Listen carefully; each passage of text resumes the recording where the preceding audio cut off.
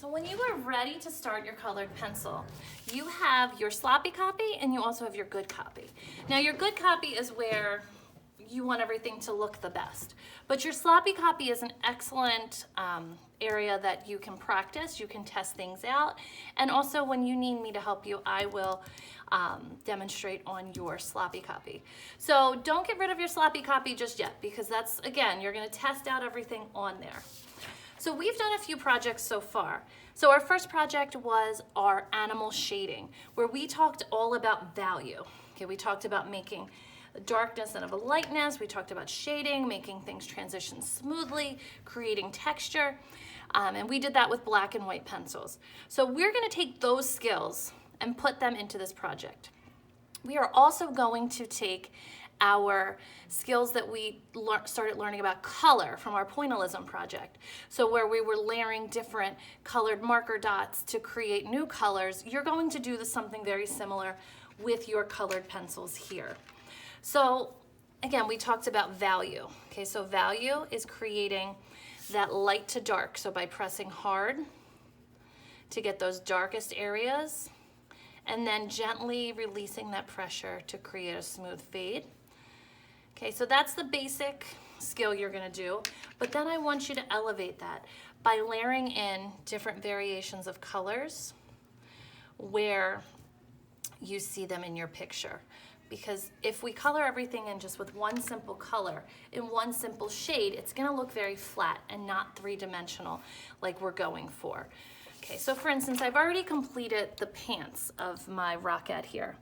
Okay, and in her pants, you can see, whoops, that there are a lot of different colors. There are a lot of different details.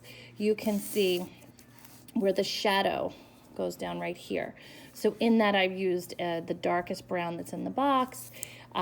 You can see where highlights are. You can see there where there's tones of red. You can see where there's little creases and wrinkles in her pants. You can see where the seam comes down and the creases go here. So I probably used about 10 different colored pencils on there. Do I expect you to use 10? No, and some of you at home might not have access to that many. So we're gonna do the best that we can with what we have. Okay, so when I'm ready to start, so if I wanted to, say, go in and work on her boot. So I'm gonna come down here, and I'm first going to look at her boot, and I'm gonna pull out a few different colors. Okay. So I'm gonna grab this light umber color, and guess what? I have my sloppy copy here. I can test out these colors to see if those are a good fit for me. I'm gonna grab a beige. Inside of these creases, I see some darker browns, so I'm gonna grab my dark brown. Okay, I see a light color, so I'm gonna grab my white. And then I see a like kind of a reddish brown, so I'm gonna grab this sienna brown here. There's a little bit of a warmth to it. Okay, and I'll go back in later and do the black parts. So that's enough to get me started. So I grabbed 5 colors here to get me started just working on the shoe. So the first thing I want to do is I always want to make sure, same thing when we did the pencil shading, is that you sharpen them up. You can't shade with a dull tip. Remember, we want to use the edges of our pencils. Okay.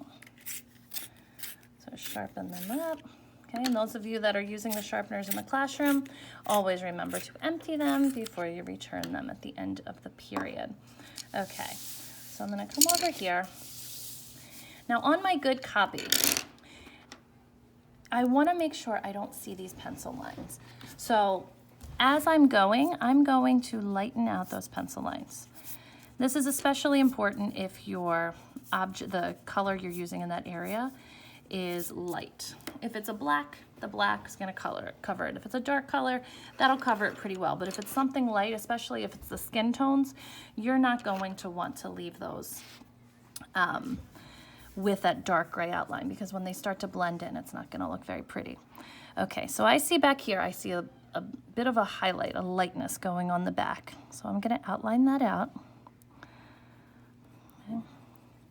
Now I'm not pressing super hard to start, because I want to be able to layer my colors And if I press too hard to start, then I'm not going to be able to get that happening. Okay, so I want to go in nice and soft. And you want to build your colors out. I'm going to go in here with this beige and push that into there. Push that up into that light area. Add some white on top of there. Leave a little bit of white, a little bit of beige in the back, just as a placeholder. Okay, so I'm going to fill.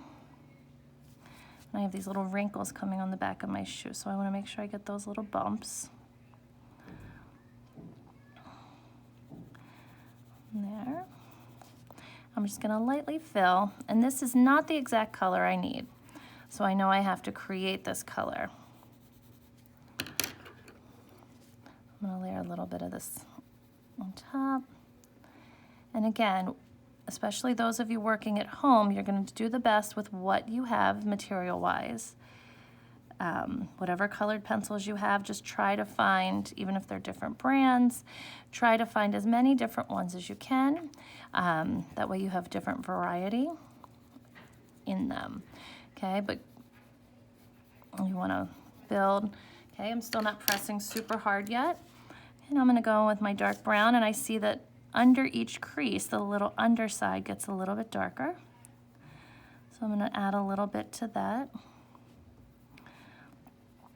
And I see these triangular shapes that are coming over here, coming out of the zipper. And as I'm building this color, I think I need to grab another color out of my box here to layer in. Especially when you're new to color, you don't know exactly what the colors will do when you layer them together. So if you go soft and gentle, that gives you a little bit of wiggle room here that you could lift them off. But when you press super hard, it's hard to pull those colors back, okay? And the more you layer those colors on top of each other, the more they will start to build, and also the more they will start to blend together. So the less work you will have to do when you get to the stage where we're blending them together. There. I'll go back in with my white here. Put this up to the edge. Okay, so you can see that I'm just going back and forth, that it's not just saying, oh, it's brown, I'm going to color it in brown. It's really working in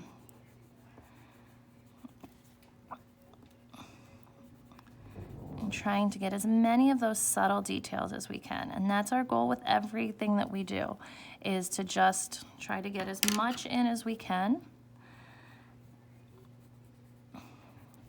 and to just keep improving each and every time. Maybe that gets a little bit lighter in here. And then I can just gently layer a lighter color over top of a dark just to tint it slightly. Okay, so now once I've done that, I can now use my colorless blender, and I can go in and I can add, go in and just gently push those colors together.